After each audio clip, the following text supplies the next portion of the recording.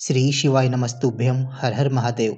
8 फरवरी 2023 को मध्य प्रदेश के बुरहानपुर में पंडित श्री प्रदीप मिश्रा जी द्वारा बांची जा रही श्री अश्वत्थामा शिव महापुराण कथा का आज छठा दिन समाप्त हुआ है और इस वीडियो के माध्यम से आज की कथा से जुड़ी हुई मुख्य बातें हम आपके साथ साझा कर रहे हैं। तो इस वीडियो के साथ बने रहिएगा ताकि इस छोटी सी वीडियो से पूरी कथा का सार तत्व आपको ग्रहण हो सके। कथा का आरंभ करते हुए गुरुजी कहते हैं कि शिव कथा में अगर बैठना और उसे सुनना यह कोई छोटी बात नहीं है। यह आपके पुण्य कर्मों का फल है जो आप इस कथा में बैठकर श्रवण कर रहे हैं। उसके बाद गुरुजी कहते हैं कि जिसे मनुष्य चुनता है वह संसद में जाकर बैठता है, लेकिन जिसे महादेव चुनते हैं वह शिव महापुराण कथा में जाकर बैठता है। आप कितना भी प्रयास कर लें, लेकिन अगर महादेव की कृपा नहीं हुई तो आप कथा पंडाल तक नहीं पहुंच सकते। अगली जानकारी में गुरुजी ने कहा कि हमारा बचपन निकल गया, हमारी जवानी निकल गई, हमारी अधेड़ी निकल गई तो कोई बात नहीं, लेकिन हमें अपना बुढ़ापा नहीं बिगड़ने देना है। जो समय बचा हुआ है उसे भगवान की शरण में रहते हुए भगवान की भक्ति करते हुए बिताना है। अगली जानकारी में गुरुजी कहते हैं कि जब हम दूसरे में दोष निकालते हैं, दूसरे की कमियां गिनाते हैं, तो हमें समझ लेना चाहिए कि हमारी नरक की यात्रा शुरू हो गई है। लेकिन अगर हमने स्वयं के दोष देखकर अपनी कमियां ढूंढकर उसमें सुधार कर लिया तो हम स्वयं का जीवन सुधार लेते हैं। अगली जानकारी में गुरुजी ने विद्वान और विद्यावान में अंतर बताते हुए कहा कि जो विद्वान होता है वह झुककर नहीं चलता, अहंकार में इतना ऊपर उठ जाता है कि उसे लोगों में बुराइयां नजर आने लगती है। लेकिन जो विद्यावान होता है वह झुककर चलता है, उसे कहीं से भी ज्ञान प्राप्त हो जाए उसे ग्रहण कर लेता है। इसलिए हमें विद्वान नहीं विद्यावान बनना है। अगली जानकारी में गुरुजी ने बुरहानपुर जिले के राजकुमार जी का पत्र पढ़ा, जिसमें उन्होंने लिखा कि मेरे नातिन जब 5 वर्ष की थी तो बीमारी से उसका शरीर सफ़ेद पड़ने लग गया था। उसको पहले 1-2 सफ़ेद दाग थे, लेकिन वह बढ़ते बढ़ते पूरे शरीर में फैल गए। हमने जगह जगह पर इसका इलाज करवा लिया, लेकिन कोई आराम नहीं मिला। गुरुजी, लड़की का जीवन है, पूरा शरीर सफ़ेद पड़ गया था। एक दिन हमारी बुआ जी ने आपकी कथा के बारे में बताया तो हमने आपकी कथा को सुनना शुरू कर दिया। उस कथा में आपने शिवजी पर भस्म का प्रयोग बताया था, बस हमने भी वही उपाय किया और साथ में पशुपतिनाथ व्रत धारण कर लिए। गुरुजी, आज मेरी नातिन, मेरी बिटिया भोले बाबा की कृपा से अपने असली शरीर में आ गई है और उसकी बीमारी भी दूर हो गई है। हम इस कथा पंडाल में भोले बाबा को नमन करने आए हैं।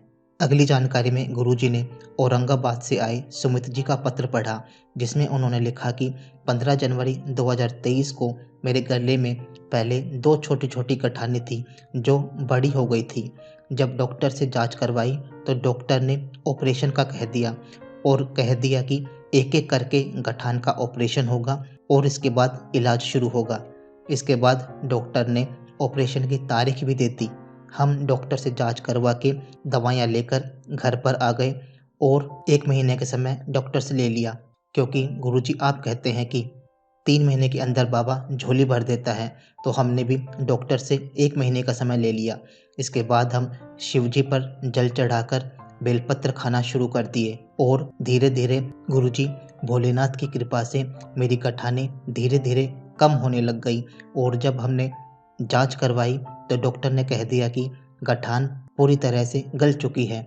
हम उसी का धन्यवाद करने इस कथा पंडाल में आए हैं। अगली जानकारी में गुरुजी ने गिद्ध और हंस का उदाहरण देते हुए कहा कि गिद्ध पूरी ऊंचाई पर उड़ता है, लेकिन उसकी नज़र हमेशा मांस के टुकड़ों पर ही रहती है। लेकिन हंस जमीन पर रहते हुए सरोवर में से मोती चुग लेता है। उसी तरह से जब हम किसी मंदिर में जाएं, कथा में जाएं या गुरु के दरवाजे पर जाएं तो हंस की तरह हमें भी अच्छाई चुगनी चाहिए। गिद्ध की तरह इधर उधर चुगली करके एक दूसरे की कमियां निकालकर समय व्यर्थ करना नहीं चाहिए। अगली जानकारी में गुरुजी ने सीहोर में होने वाले 16 से 22 फरवरी के बीच रुद्राक्ष महोत्सव की जानकारी दी और सभी को आमंत्रित किया और कहा कि रुद्राक्ष महोत्सव 24 घंटे चलेगा, जिसमें आप निःशुल्क रुद्राक्ष प्राप्त कर सकते हैं। इसके लिए आपको किसी को भी एक पैसा देने की ज़रूरत नहीं है। इसके साथ ही सीहोर में सभी धर्मशालाओं में निःशुल्क रुकने और ठहरने की व्यवस्था भी की गई है, जिसका लाभ आप उठा सकते हैं।